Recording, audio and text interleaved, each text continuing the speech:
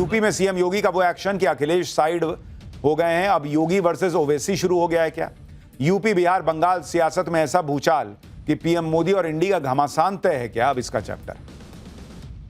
इस वक्त देश के 3 राज्यों पर सबकी नजरें टिकी हुई हैं। एक तो बिहार है, जहां विधानसभा चुनाव के पहले चरण के लिए नॉमिनेशन शुरू हो चुका है। दूसरा यूपी है, जहां 2027 में विधानसभा चुनाव है, लेकिन माहौल अभी से गरमाने लगा है। और तीसरा बंगाल, जहां अगले साल विधानसभा चुनाव होना है और अभी से एसआईआर के मुद्दे पर ममता सरकार और बीजेपी के बीच घमासान छिड़ चुका है।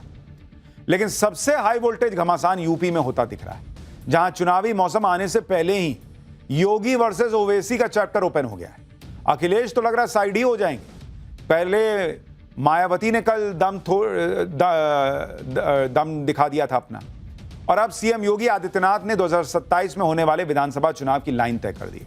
योगी आदित्यनाथ ने 2 टूक कह दिया है कि सबको सनातन की शरण में आना ही होगा, बटेंगे तो कटेंगे, एक रहेंगे तो सेफ रहेंगे, जातिवादी मानसिकता के लोगों के चक्कर में नहीं पड़ना है।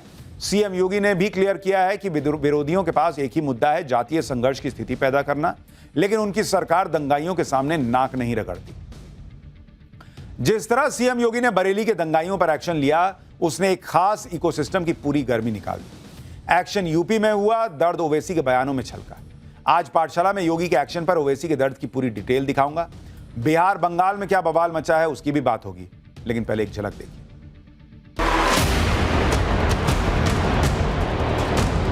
वही सामाजिक न्याय के राज की स्थापना हो, उसके लिए हम लोग संघर्ष करते रहेंगे।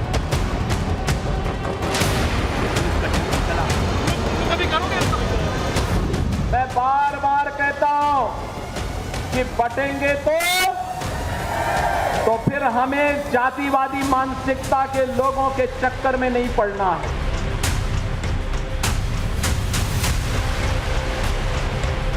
बोलते बटेंगे तो कटेंगे, ठोक दो, गोली मार दो, बुलडोजर चला दो। तो सनातन धर्म की ही शरण में सबको आना पड़ेगा। सबसे पहले बात बरेली में हुए बवाल और उसके साइड इफेक्ट की। आज जुमा है और 2 हफ्ते पहले नवरात्र के दौरान 26 सितंबर को पड़े जुमे पर बरेली को सुलगाने की साजिश हुई थी, लेकिन साजिश की इस चिंगारी को योगी सरकार ने सुलगने से पहले ही अपने ताबड़तोड़ एक्शन से ठंडा कर दिया। अब सीएम योगी ने यह भी साफ कर दिया कि यूपी को दंगों की आग में झोंकने की साजिश को किसी भी कीमत पर कामयाब नहीं होने दिया जाएगा। आप सीएम योगी को सुनिए एक बार, फिर आपको बताऊंगा उनके इस एक्शन पर ओवैसी का दर्द क्यों छलका। प्रदेश में पर्व और त्योहार चल रहे हैं। आपने देखा होगा कुछ लोगों को गलतफहमी हो जाती है और गलतफहमी के रूप में उनको ये लगा कि जैसे सपा की सरकार के समय उनके द्वारा उत्सव के पहले और किसी भी पर्व और त्योहार के पहले दंगा कर दिया जाता था, हिंदुओं के पर्व और उत्सव में पानी फेरने का काम होता था। यही कार्य डबल इंजन सरकार में करेंगे, लेकिन वे भूल गए सरकार बदल चुकी है। भाजपा की डबल इंजन की सरकार है।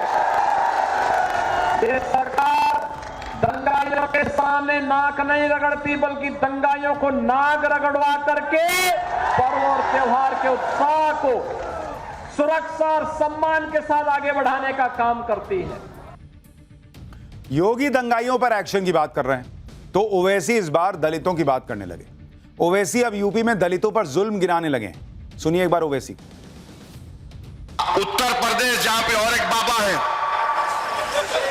गोली मारो, बटेंगे तो कटेंगे। सबसे ज्यादा दलितों पर जुल्म उत्तर प्रदेश में हुआ, 15,100 के ऊपर केसेस यूपी में है, 15,000 केसेस। और बोलते बटेंगे तो कटेंगे, ठोक दो, गोली मार दो, बुलडोजर चला दो। यूपी को सुलगाने की साजिश करने वालों पर ताबड़तोड़ एक्शन के बीच सीएम योगी ने एक बार फिर सनातन पर बड़ा बयान दिया। उन्होंने कहा कि सनातन ही सबकी सुरक्षा और शांति की राह दिखाएगा। सीएम योगी के हर एक्शन पर सवाल उठाने वाले असदुद्दीन ओवैसी इसमें भी नया एंगल निकाल रहा है और इसे सीजेआई पर जूता फेंकने की घटना से जोड़ दिया। सुनिए एक बार, देखिए दोनों क्या कह रहे हैं। कि अगर शांति और सौहार्द का मार्ग प्रशस्त करना है तो सनातन धर्म की ही शरण में सबको आना पड़ेगा। सनातन धर्म ही उनके लोक मंगल का, लोक कल्याण का मार्ग प्रशस्त कर सकता है। और सनातन धर्म ही सबकी सुरक्षा, सबके कल्याण का मार्ग भी प्रशस्त करेगा। इसका नतीजा क्या निकला कि भारत के सुप्रीम कोर्ट के चीफ जस्टिस, दूसरा दलित जज, उसके कोर्ट में एक 72 ईयर ओल्ड बुड्ढा आकर जूता निकालकर हमारे सुप्रीम कोर्ट के जज के इजलास में जूता फेंकता है और कहता है कि सनातन धर्म का अपमान हिंदुस्तान में नहीं सहा जाएगा। यूपी में योगी वर्सेस ओवैसी के नए घमासान के बीच अखिलेश यादव को अब भी 2027 में पीडीए फॉर्मूला कामयाब होने की उम्मीद है। अखिलेश को लगता है कि यही इकलौता फॉर्मूला है जिसके दम पर वो योगी आदित्यनाथ की जीत की हैट्रिक को रोक सकते हैं।